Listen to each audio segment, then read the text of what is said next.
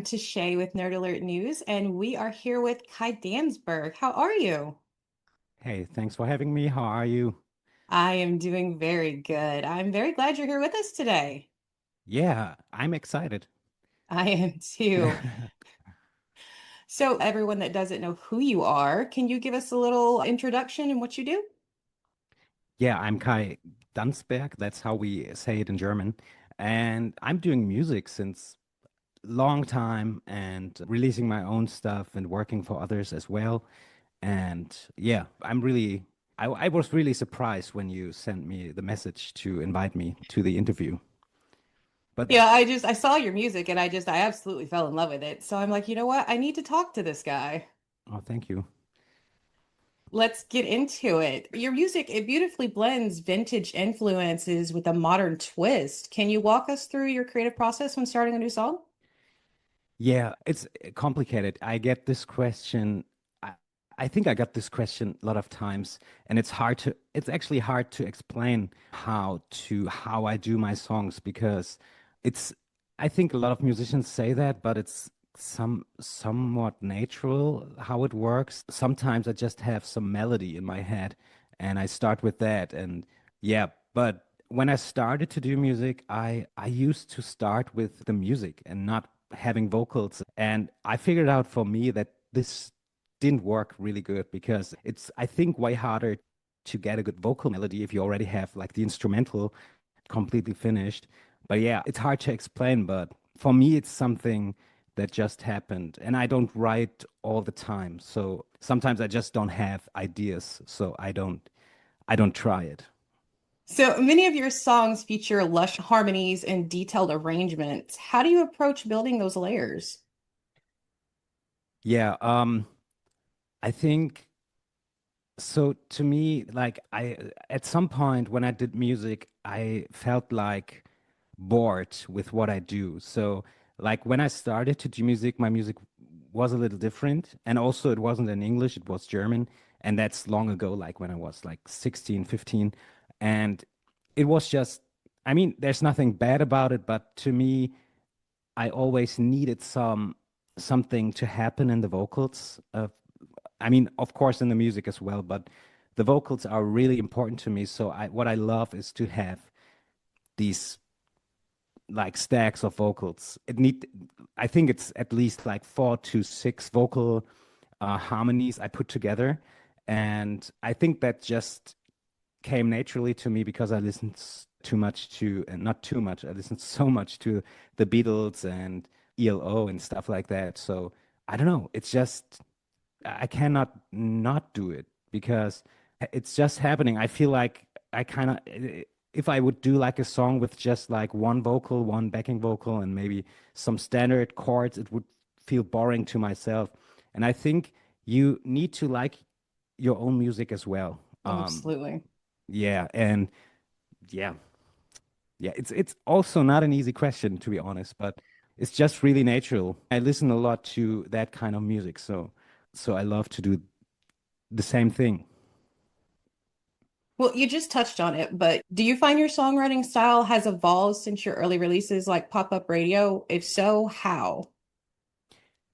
Definitely. I think over the years I put more work into the lyrics, I think. I mean, still I'm a German person, so my English is still not like I would live in England or America. So there might be some mistakes still in my lyrics somewhere, but like I think the biggest change for me was like you mentioned pop-up radio, and when I made that record, I think I made it really fast. It was like maybe 3 months. I had a few songs already, and then I made a few more, and then I had a record and I put it out. And now, like, and then I think I made an album like the year after that. And now I take like 3 years for a record because I take more time for it because I want it to be perfect. And the lyrics also, like, I have still have like my friends from America, like, I still send them my lyrics so they can check, hey, does this make sense? Is there any weird thing going on? Because German, English, it's sometimes hard to understand. And I think the biggest change is that I really take more time to finish a song and not like I not trying to rush it because I really used to like release something every year because I wanted to, and it's always exciting when you release something. But I think you maybe not everyone, but I definitely hear it in my old songs that I should have like taken more time to make it better. But also like I still listen a lot to like the Beatles, ELO, Jellyfish, Beach Boys, Brian Wilson. And of course I think I still got a little bit better in writing and arranging stuff. And I think my vocals got better as well because I'm trying to like I don't consider myself the best singer, so it's hard to sometimes hit certain notes and yeah. But I think I got better in the last. I don't know how long is pop-up radio? Like how long ago was it? Like 7 years, 8 years? I I think think so. I think I got better since then. But I still like the record, but I wouldn't like if someone asked me for music, like send me your music, I would probably send this record, but it still has cool songs on it. It really does. I love that one. Thanks. So you've released music both independently and through labels like Big Stir Records. How has that shaped your experience? I didn't. Yeah, I was on Big Stir Records for my second record, I think, for Not Only Sunshine, I think was it what was it called? And then we had another one. I think Rock Show was as well on kind of on that label, but yeah, I think I'm not the person. I'm not the right person for like label to be on a label because when you have people like when you are on a label, you have people who help you work on things and they arrange stuff, not they arrange stuff, but they have to organize stuff and they have to organize the release dates and like the CD printings. And I'm not made for that because I think the reason I didn't release on Big Stir anymore was that whenever I was ready to release something, they told me, hey, we have like a free slot in 10 months. And I was like, no, I cannot wait 10 months because the record is done or it's almost done. And I feel it now. I want to like I want to release it now, not in 10 months. In 10 months I have a new record maybe. Not a full new record, but you get my point, I think. Yeah, they So just weren't moving and fast enough. yeah, I mean that's normal. I think you have to be at least half a year. You have to plan that like for 6 months or something. But that was always the problem when I told the guys, "Hey, when can I release my record?" And they were like, "Yeah, in 10 months." So I was like, "Nah, okay, I'm gonna release my on myself because I'm not made for that. I cannot wait 10 months." And I mean, I we we are still good, but we had no arguments or something, but it was just like it's my problem. I cannot Right. work that way. But yeah, I mean the Big Stir Records contract, I mean it's I never did a new one. So if we talk really official, I'm not on Big Stir Records anymore. But yeah, I think there's still music on the shop and stuff, which is fine. Why not? Yeah. Yeah, but I'm more. I think the best for me is to be independent. But I Yeah. wouldn't say like if there's like a label, um, if someone would contact me, I mean, it always depends how they want to work, how I want to work, and I would never say that I don't want to be on any label anymore. But for now, it worked best to do everything myself. Right. So you've worked with artists like Roger Joseph Manning Jr. and Dana Countryman. What draws you to certain artists to collaborate with? I actually, I cannot really remember how, for example, how I met Dana, but probably it was because we were in some Facebook groups of the same bands. Maybe it was Jellyfish, and or it was maybe some friend who told me, "Hey, Dana, he's a songwriting genius. Contact him." But I mean, I heard, for example, like I heard Dana's music catalog, which is big. Like he's really doing like an album like every year, and it's like it's not getting worse. Like it's every year he releases like great stuff. And so he helped me a little on writing songs, and we made a song together. And since then, we come back to writing together. And I think we really have also like the same influences. I think mainly Brian Wilson and stuff like that. And I mean, Roger Manning, like it's obvious he was one of Jellyfish and like one of the geniuses of Jellyfish. And but I wouldn't say I worked with Roger because it was more like I wanted to feature him and I paid him. So it was kind of like my second song I did with him. It's called Turn It Up. He changed some lyrics and stuff, but I wouldn't say we worked together. It was I sent him the stuff. Hey, let's do this, and he did something, and then like it was kind of work on it, but like we didn't have a Zoom call like talking about it or something. But yeah, I mean, like Roger, I was like when we did the first song, which is called Turn Away, and I wrote this with Dana.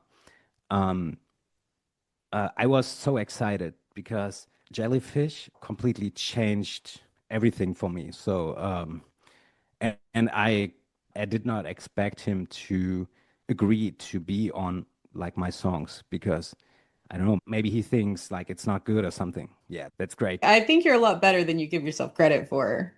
Oh, thank you. So, when you're producing for others, how do you approach shaping their sound versus your own? Oh, I think I think I'm doing the same thing like as I do on my own tracks. Like, of course, like I mean the difference is whenever I have an idea and I, for example, work on music from, did I work on Dana's music? I think I played some drums somewhere. But I mean, of course, it can't be that the other persons always love what you do. So sometimes they just don't like it. But I think it's really like the same what I do on my tracks because I mainly work with people who have the same influences as me. So it's kind of we know what we want to do, and like that person knows that I know what's best for the song probably.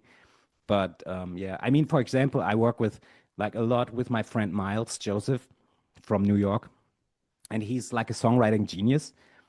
And like I would say he's like the better songwriter, but I'm the better producer.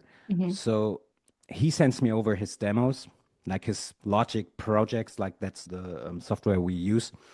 And I always know exactly what he wants me to do. And we don't even talk about it.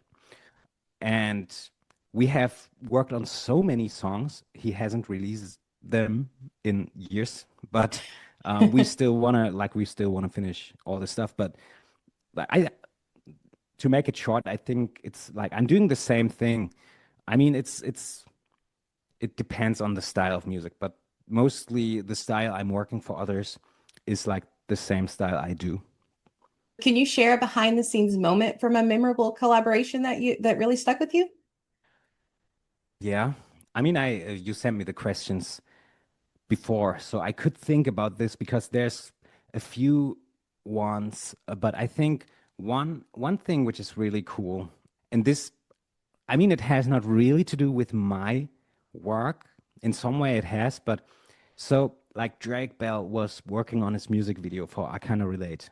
That was the first song he released from the not the first one, but it was like I think after I joined the project, it was the first song he released, and it was also the first song he released after the big documentary on HBO, and yeah.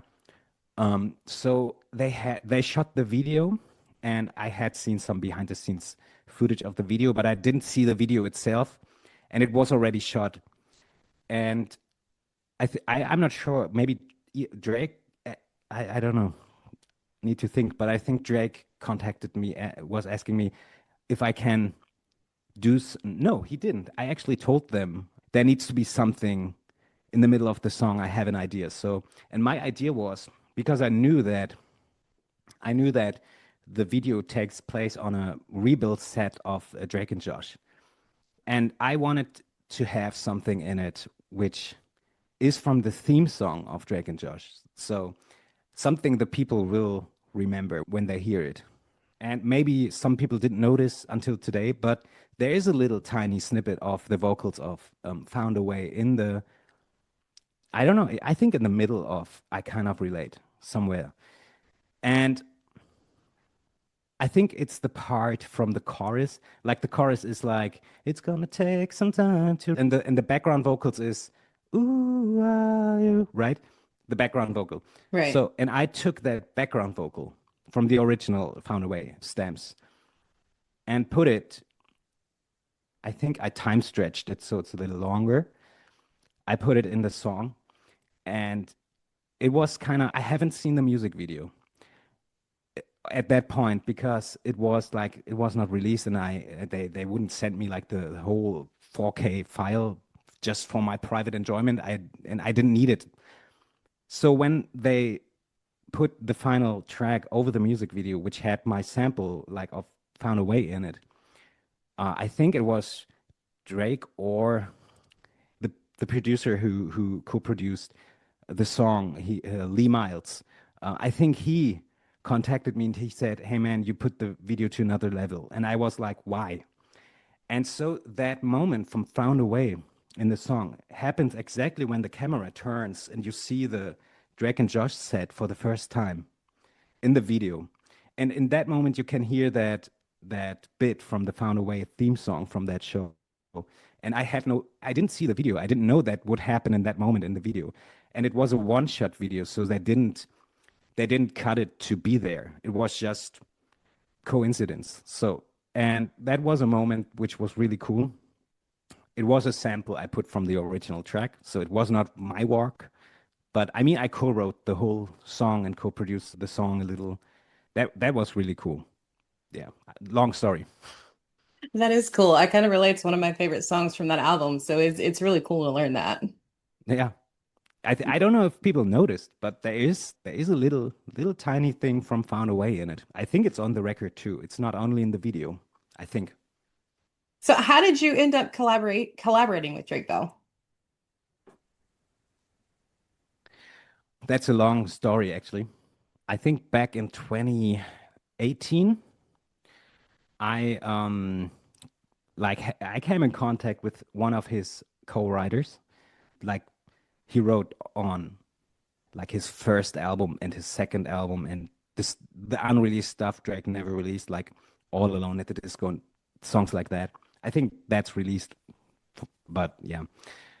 And I did music with him, like with his friend, and I was working on I think it was in 2019 when I was working on new songs for a new album. And one song was called Diva Eyes. What a beautiful title. And but I think it's I need to remember. But yeah, I think I just asked him, hey, do you think there's any chance I can have Drake feature on my song? And I actually don't like to do that kind of stuff because I don't want to people like feel like that I use them to get contact to someone else. But at this point, I were already like really good friends with that guy. So he said that I'm gonna try because he was living in LA and Drake was also still living in LA. And I sent him all my files, like my guide vocal track for Drake and everything. And I think 2 weeks later, I just got a message from him, and he said, "Hey, I just recorded like a teen pop star for your album," and I was freaking out because I didn't think this will work. But actually, before this happened, I already had talked to Drake on his Instagram. I had luck. He's like answered me on Instagram because he has so many followers. You can't expect him to like see your message.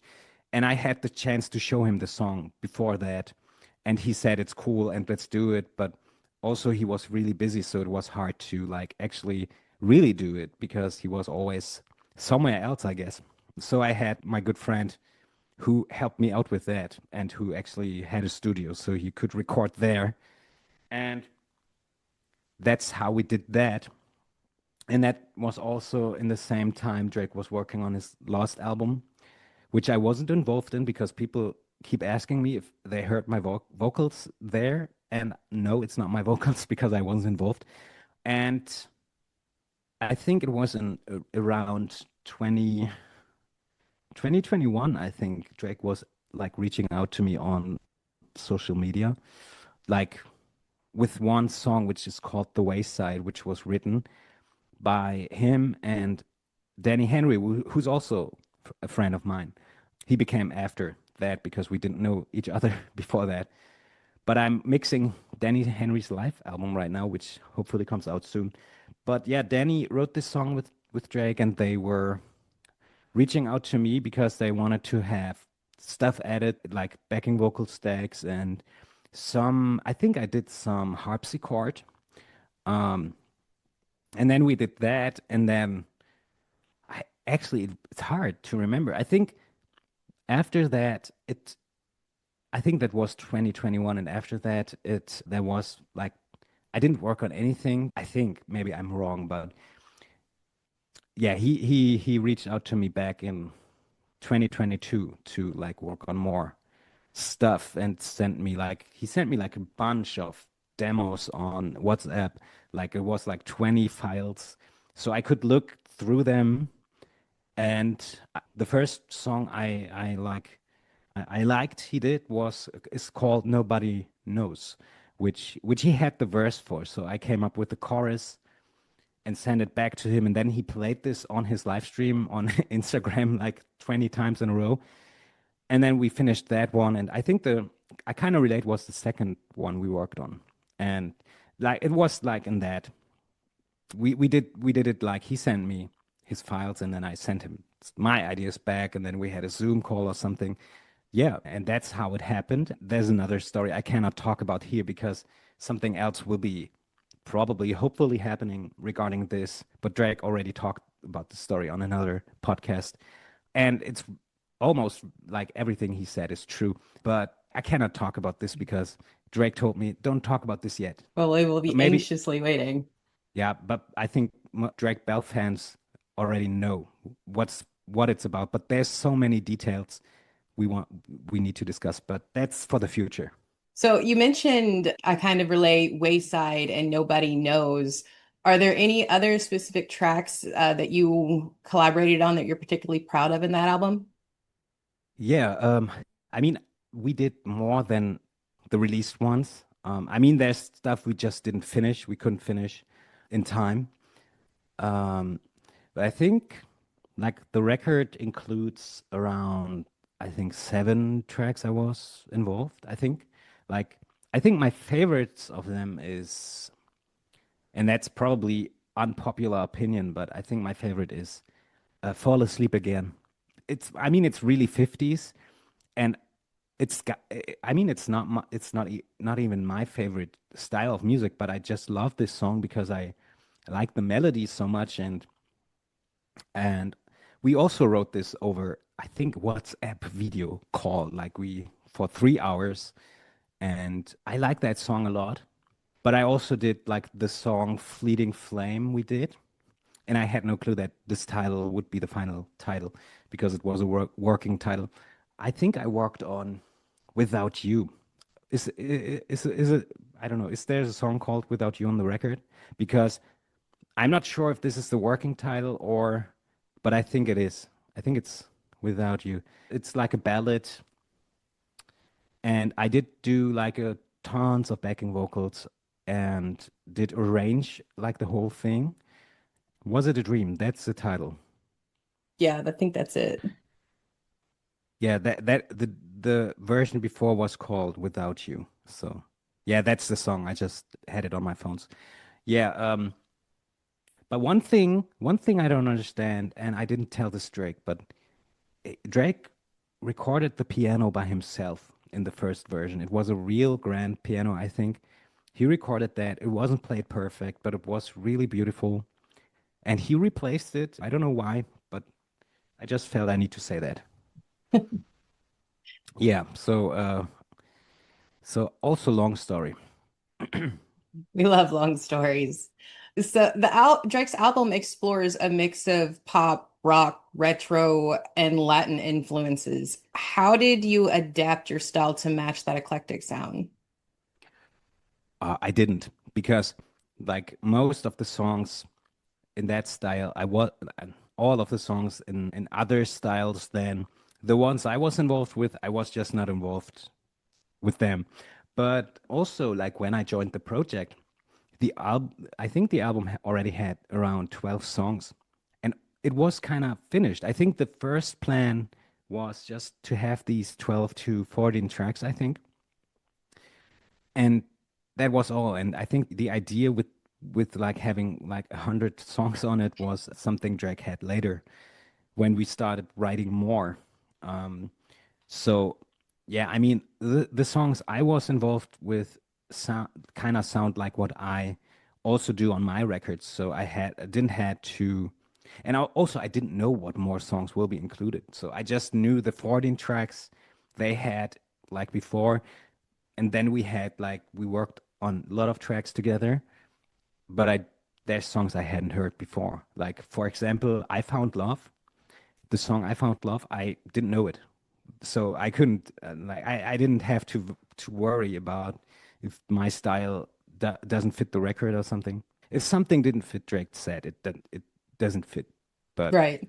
yeah, so that was no problem at all. So how has working with other international artists influenced your own approach to music? Good question. I mean, I think Drake is like the biggest artist I worked with. I mean, I have some of my friends really were big in the music industry like 20 years ago, or they worked with big people. But Drake himself, I think, is the biggest artist I worked with. And I mean, it's hard to answer. I think I can learn so much from them because like Drake is really like a professional musician. Like he's not like I'm not a I mean stage wise, I would not be a professional musician because I just don't do concerts and stuff. But also, I think at the songwriting, it was impressive to like we once, I think a few weeks ago, it was actually like after the album, we had a Zoom call, and um, he just grabbed his guitar and just played something and had lyrics out of nowhere in his head and played this. And I was looking and I was like, "Hey, do you write this right now, or is that a new song?" And he said, "No, no, I'm just writing in this moment." And so I stopped him, told him, "Hey, you should do a voice memo of that because it's really good." And that's something I maybe I cannot do because my first language is not English. So it's just sitting down with a guitar and finding the right words probably can happen in German for me, but not in English. Hmm. Um, but it was impressive. And I think, yeah, I mean, I don't know if that answers anything of the question, but I, I still learn a lot from that. Like working with bigger people is like different because they have so much experience with all kinds of things. Because he had like there was a time he was really like a big deal in America, and he Hmm. still is in Mexico. I think I kind of relate was number one in Mexico, if I'm not wrong. So yeah, I don't know. It's hard. It's too hard to explain, but yeah, it's impressive to see how these bigger artists how they work. So your last album, Satellite, it had a really wide range of sounds. What inspired the sonic direction of that album? That album was a mess because I actually worked on this. I started to work on this album, I think already in 2019. And the first song I started with was Turn It Up. And I wanted to kind of have a ELO sound. The album was like supposed to be an ELO tribute. That's why the artwork looks so much like the spaceship from Oh, that's ELO. cool. Yeah, I mean it's so obvious. So if people ask me, I always say, yeah. I mean that's totally on purpose. It's not stolen. Like it's, I paid tribute to them. I didn't want to steal the ideas. I think that was before COVID, right? Yeah, 2019 was before COVID. yeah, I just wanted to have that kind of sound. I wanted to try like that ELO sound, and also wanted to include some classical music. So I think in two of the tracks I have stuff like Vivaldi sampled in the chords, because I think that's someone ELO did as well in some of the songs. Yeah, so and that album took me also a little longer because I think COVID happened in 2020, and I wanted to release like many of the tracks which I released on Rock Show were actually for that album, but they didn't sound like ELO style, so I didn't like it was confusing. Like Rock Show and Satellite actually I would say these two actually belong together from the timelines, but Hmm. it's confusing. But yeah, I mean I wanted to have that sound of ELO, and I think for the main part of the album, I mean the most tracks I think sound more like that, but of course you can't always get like I cannot always get the 100% right sound. I'm never 100% satisfied, but I think it turned out cool. Cool. So Yeah. were there any tracks from that album that challenged you more than others? Oh yeah. Um yeah, Turn It Up. That song, like that song, I put that in the trash can so many times because I was so frustrated with that song. Um, because that song, really, I started it in like, I think it was like in March 2019. And I don't know, I think the problem for this song, the harmonies, it was so hard to get the harmonies right, to sing them right, and to hit the notes. And also, like, I have versions of the song with a completely different drum recording. I have versions of the song with like a completely different order of like verse and bridge, and then there's a spoken part in the middle, and I have versions which are completely the opposite. Like you have the bridge in the beginning, and then you have something else somewhere else. It was horrible. I even made a Facebook group chat with like 30 people, like 30 musicians, so I could ask them, "Hey guys, I have this song. I just can't get it right. What am I doing wrong? Can you help me?" And I have got many ideas from them. And I think the song, I was finally satisfied with it once Roger Manning did his vocals, and I had someone else playing the drums, and I did re-sing all my vocals and had to remix. I mixed it from completely from zero because that song, I think Satellite was released in 2022, if I'm not wrong. So, and the song was really only finished by then. Yeah. So, in comparison to that song, every other song on the record was so easy. But I mean, it wasn't, but in the comparison, it was. Right. So, of course, we have to talk about your latest singles, Move On, and Oh, then yeah. the non-Christmas version of Stupid Lonely Nights. Yeah. What was the inspiration behind those, and could they possibly be a prelude to an upcoming album? Yes and no, because like Move On, that's actually the title track of the new album. So, my new record is called Move On. Um, And the other track, Stupid Lonely Nights, is, yeah, you said it, it's just the non-Christmas track of my latest Christmas track. And I heard this like a few weeks ago, and I was thinking, hey, this song is kind of catchy, but I can't listen to it if it's a Christmas track because right now it's not Christmas. So I just wanted to, like, I just changed the lyrics and re re-recorded some of the vocals and remixed the song because I thought it's kind of catchy, so I wanted to have a like a not related to Christmas version. And that song also is really like it could fit on Satellite actually because it's really kind of ELO style. Um, but that one, I don't think it's for the record for the new album.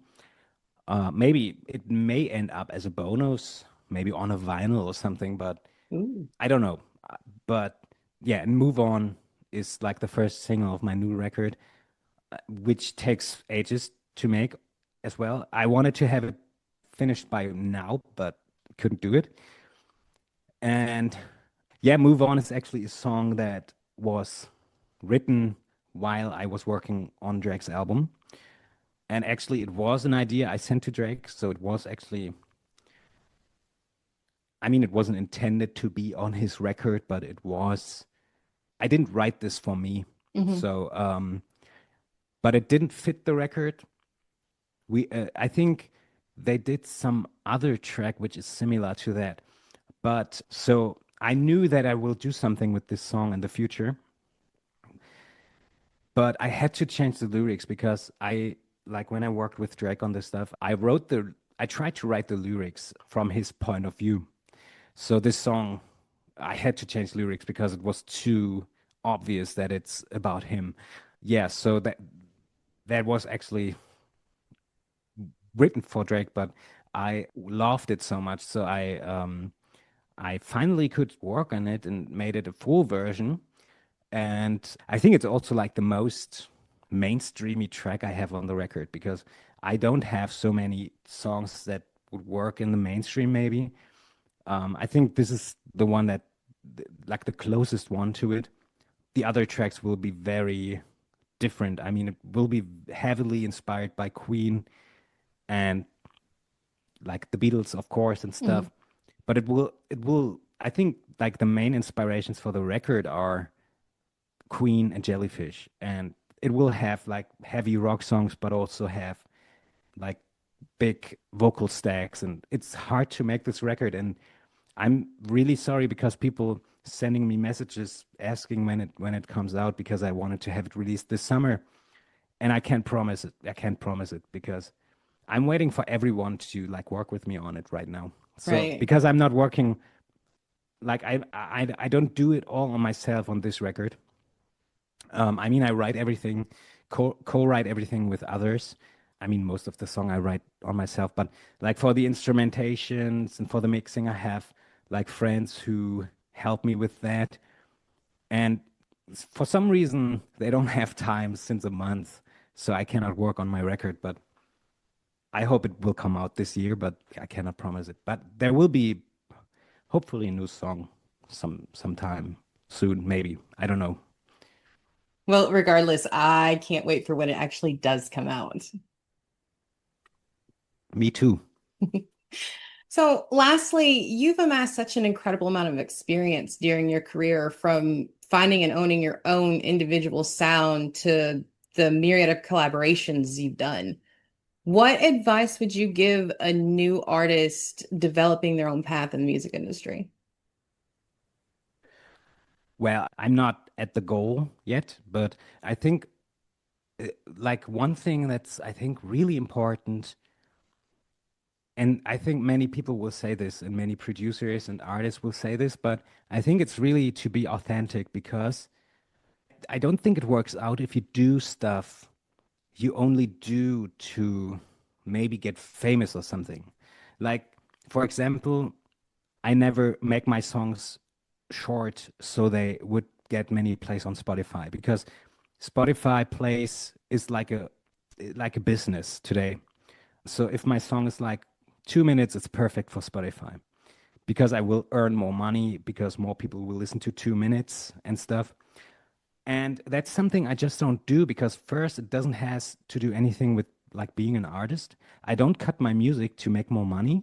I mean, you can do that, but I don't get it. So I think you should always do what you really like, not try to go with what's trending now or something. And if you find a way to go with trending stuff, but also have your own style in it, that's also cool. But I think it's really important to just keep like being authentic and um, even if you have to reject offers that maybe would be good for you for your career, because I had some offers in my past which I didn't do because it would maybe have brought me money, or maybe people would know me better, but it was nothing I would be proud of doing. So, I mean, it's obvious, but I think authenticity is really important. And that's what I'm trying. I'm trying to stay authentic all the time. Yeah. I think that's all I can say. But also like if you like want to produce music and you start producing music, it's really important. Listen to your favorite artists all the time. And if you get the chance to analyze their songs, do it because that's what I did for 20 years. I used to make cover songs of my favorite songs, and I didn't just cover them in my style. I tried to completely recreate them one by one, like they would be perfectly in sync with the original and not on the same key because my vocals aren't that high, but I tried to completely recreate that. And that's not being authentic to completely recreate that, but it really helped me to understand the songs and how they were like arranged and produced and what sound did they use on this part. And it kind of helps a lot to do that because you learn so much from that. Yeah, I think that's my answer. I A think long that's a good answer. answer. Yeah. Well, that is all we have for today. Thank you so much for joining us. It has been a pleasure getting to know you. Thank you. No problem. All right, everyone, make sure you check out All Kai's music on Spotify and anywhere you get your music, and make sure to follow for Nerd Alert News